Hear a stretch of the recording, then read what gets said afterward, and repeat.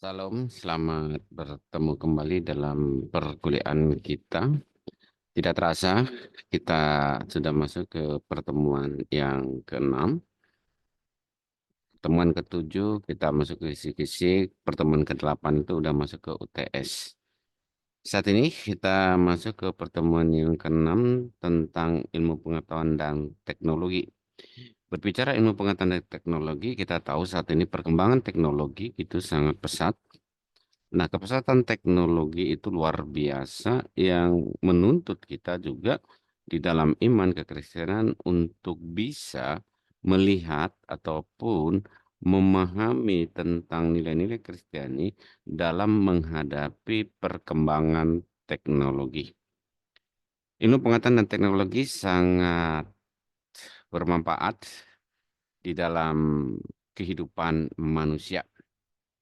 Walaupun pada awalnya ilmu pengetahuan atau teknologi sangat bertentangan dengan iman kekristenan khususnya berbicara Alkitab karena kemajuan teknologi ataupun perkembangan teknologi pada saat itu dicemarkan dengan adanya teori Darwin yang mengatakan bahwa manusia terjadi oleh karena revolusi, ya itu teori Darwin di mana manusia berasal dari kera. Padahal kan kita tahu di Alkitab manusia diciptakan oleh Allah dari debu dan tanah. Inilah sebabnya dari awalnya itu memang ditolak. Tetapi dalam perkembangan selanjutnya gereja melihat kemajuan teknologi itu mempermudah pekerjaan manusia, mempermudah pekerjaan manusia. Ya, kita coba kita sharekan sedikit ya, kita lihat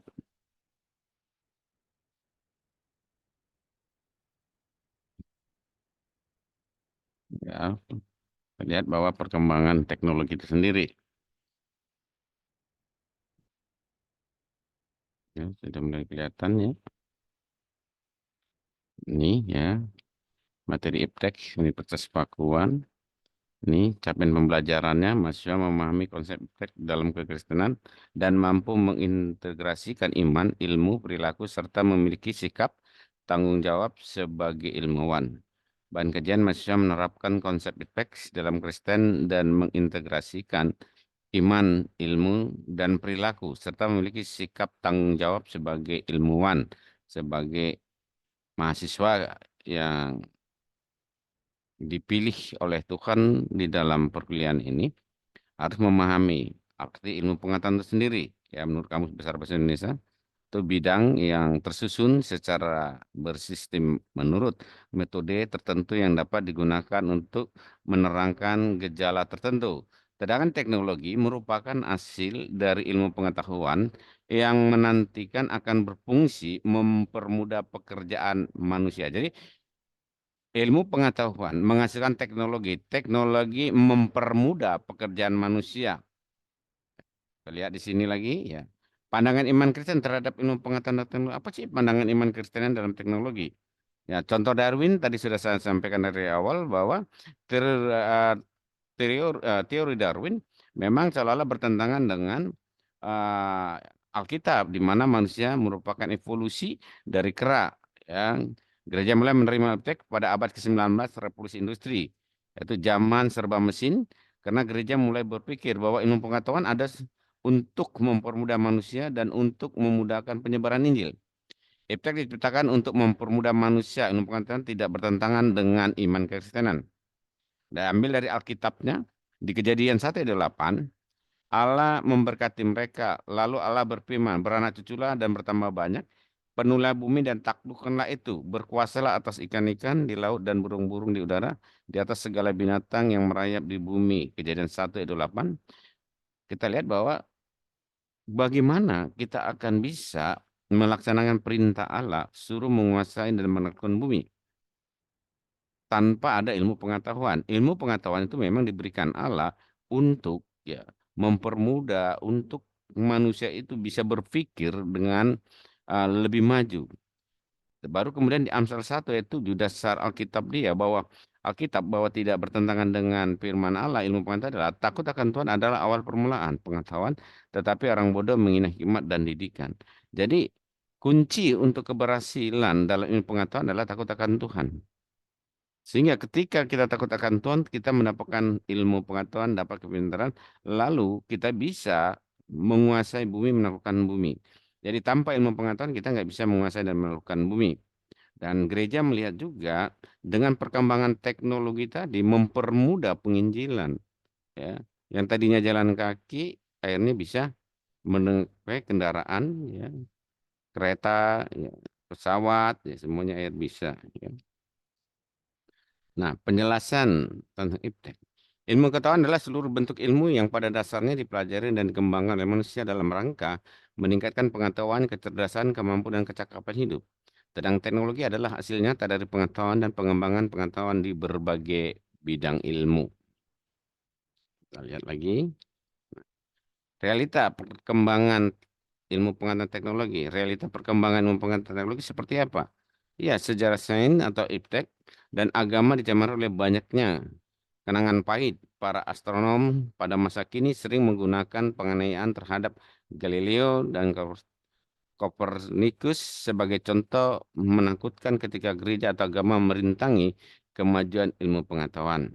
Ya, pada tahun 1859 Darwin menerbitkan buku yaitu tentang The Origin of Species.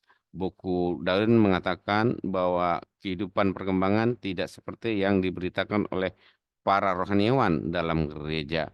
Bahwa manusia tidak diciptakan dalam sebuah proses, melainkan manusia berasal dari kera yang berevolusi. Nah, penerbit buku ini semakin menerjemahkan konflik antara ilmu pengetahuan dan agama yang sudah terjadi sejak zaman Kopernikus dan Galileo. Pada abad 19 adalah abad perubahan yang cepat dan luar biasa. Revolusi industri mengubah wajah negara dalam satu generasi dan penemuan jalan kereta api, mampuan manusia melakukan perjalanan panjang dan cepat untuk pertama kali. Ya. Nah, pada zaman manusia belum mengenal teks, manusia hanya menggunakan peralatan yang sangat sederhana, primitif, untuk mempertahankan hidupnya, ya survival.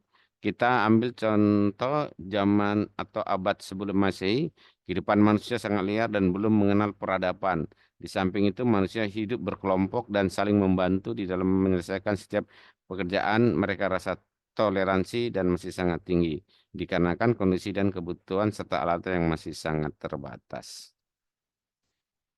Kita kaji bagaimana kehidupan manusia sebelum mengenal atau yang lain. Manusia pada zaman dahulu kurang memahami segala sesuatu yang ada di sekitarnya. Jangan pemikiran terbatas, tidak memiliki naluri yang peka, bentuk kepercayaan dan religiositasnya masih sederhana sehingga tingkat peradaban sangat rendah. Kondisi tersebut mulai berubah abad ke-19 ketika terjadi perubahan di zaman pencerahan atau renesansi, lambat laun, kemajuan dan perkembangan semakin meningkat. Peningkatan pertumbuhan dan perubahan cepat berlangsung sehingga semakin banyak para ilmuwan menemukan penemuannya. Termasuk Immanuel Kant, seorang filsuf abad ke-8, zaman pencerahan membuka suatu gebrakan baru hingga dinamakan Bapak Pencerahan. Oke, kita lanjut. Nah, dari revolusi industri ini gereja melihat bahwa perkembangan ilmu pengetahuan sangat membantu manusia dalam melaksanakan pekerjaannya. Gereja juga melihat penginjilan jadi begitu cepat dan disebarkan, akhirnya gereja menerima ilmu pengetahuan dan tidak bertentangan dengan Alkitab. Efek tidak bertentangan dengan ilmu firman Allah ini dapat kita lihat dari perjanjian lama di mana Allah memerintahkan manusia untuk menguasai dan menaklukkan bumi.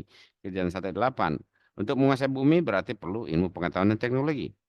Sebab ilmu pengetahuan teknologi membantu manusia dalam menjalankan dan melaksanakan di mana iptek mempermudah pekerjaan manusia. Kemudian kita juga melihat di dalam Amsal 1:7 bahwa sumber ilmu pengetahuan itu adalah Allah itu sendiri. Nah, perubahan dunia yang cepat.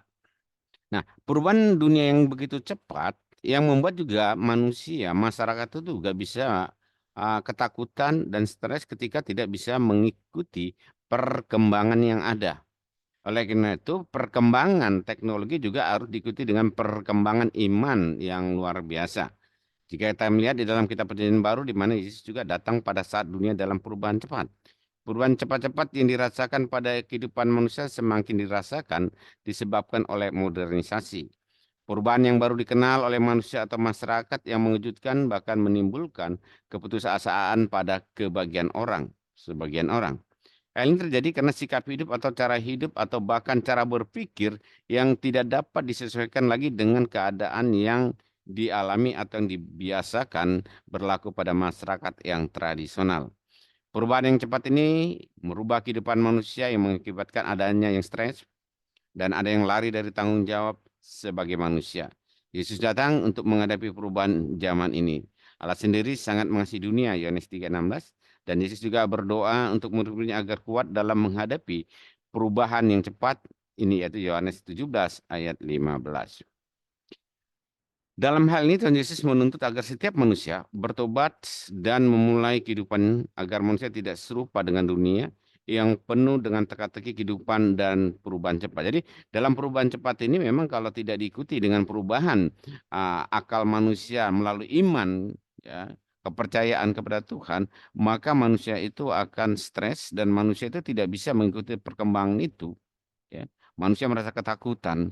Nah, maka dengan adanya Tuhan Yesus Kristus dalam kerajaan Allah ini, maka mulailah timbul perubahan. Mulai diubah sesuai dengan tata hidup masyarakat atau manusia melalui iman dan pertobatan, anggota masyarakat atau manusia. Perubahan yang terjadi dalam dunia ini tidak dapat mengalahkan dengan perubahan hidup yang baru yang hanya terjadi dalam diri Yesus Kristus. 2 Korintus 5 ayat 17. Ya. Siapa dalam Kristus, dia adalah ciptaan yang baru, yang lama sudah berlalu, yang baru sudah datang. Jadi suatu perubahan baru yang radikal meninggalkan sifat atau perkara kejadian, ya, yang lama di mana Tuhan Allah menganugerahkan suatu menjadi baru. Iman. Dalam yang Kristen, tiap perubahan dan kemajuan dalam masyarakat harus melalui proses perubahan, ya harus proses pembaharuan dalam mental atau kehidupan anggotanya. Roma 12 ayat 2. Berubahlah oleh pembaruan budimu. Ya, jadi bisa mengikuti perkembangan zaman ini tadi. Karena tadi ketika ilmu pengetahuan yang canggih itu tidak diikuti dengan perubahan iman atau pendalaman iman yang besar, maka manusia itu bisa rusak. Ya. Sehingga harus diikuti juga dengan perubahan pembaharuan iman kita. Nah, dalam perkembangan pengetahuan dibutuhkan juga perubahan akal budi yang diperbarui oleh firman Allah. Perkembangan ilmu pengetahuan dan teknologi dapat membuat manusia semakin maju, tetapi dapat juga menghancurkan manusia. Jadi kemajuan ilmu pengetahuan harus diikuti dengan pertumbuhan iman. Jadi ada hal positif dan negatif dalam perkembangan ilmu pengetahuan dan teknologi. Nah, perkembangan inilah yang harus kita sikapi di dalam iman kita. Ya, tanpa iman tidak akan ada yang bisa mengikuti tentang kemajuan teknologi. Oleh karena itu, kita harus ya, tetap beriman kepada Tuhan dan kita juga harus bisa melihat perkembangan hal positif dan negatif di dalam perkembangan teknologi itu sendiri. Ya, kita sharekan lagi yang satu ini, ya pandangan iman Kristenan. Ya, pandangan umum sebagai agama terhadap ilmu pengetahuan dan teknologi. Berdasarkan iman Kristen, perkembangan ilmu pengetahuan dan teknologi iptek tidak dipandang sebagai ancaman, melainkan sebagai anugerah dan alat yang berasal dari Tuhan. Pandangan ini berakar kuat pada ajaran Alkitab yang mendorong manusia untuk menggunakan akal budi dan kreativitasnya. Jadi iptek itu merupakan anugerah. Karena tadi kita disuruh apa? Kuasai taklukkan bumi. Bagaimana kita bisa menguasai bumi? Bagaimana kita bisa menaklukkan bumi? Nah, Alkitab khususnya dalam kitab Kejadian memberikan mandat kepada manusia untuk menguasai dan memelihara bumi. Kejadian 1:8 ini sering diinterpretasikan sebagai dorongan bagi manusia untuk menggunakan akal dan kemampuan untuk memahami ciptaan Tuhan dan mengembangkannya demi kebaikan. Ilmu pengetahuan dan teknologi adalah perwujudan dari kreativitas manusia yang diberikan oleh Tuhan. Oleh karena itu, menolak iptek sama halnya dengan menolak karunia yang telah diberikan Tuhan. Walaupun awalnya ya gereja menolak ilmu pengetahuan dan teknologi karena perkembangan tadi dengan adanya teori Darwin, tapi selanjutnya gereja melihat bahwa dengan kemajuan teknologi tadi maka mempermudah pekerjaan manusia. Ya, jadi manusia itu hanya sebagai pengguna, dan pengendali. Meskipun ilmu pengetahuan dilihat sebagai anugerah, iman Kristen menekankan bahwa manusia harus tetap menjadi pengendali dan bukan budak dari teknologi. Ada beberapa prinsip utama yang mendasari pandang ini. Pertama, tujuan untuk kemuliaan Tuhan.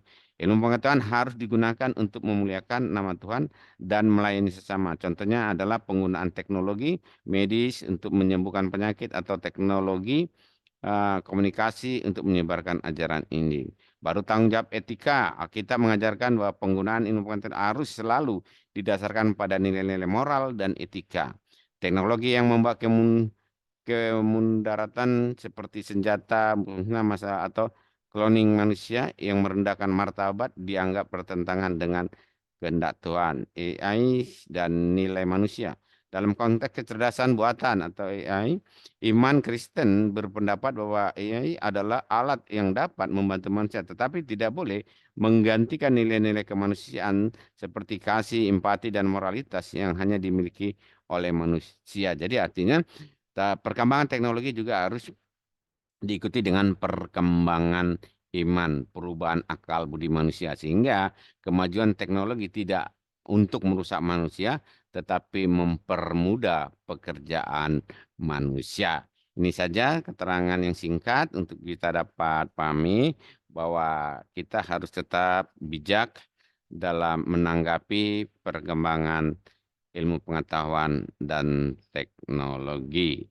Salam, Tuhan berkati.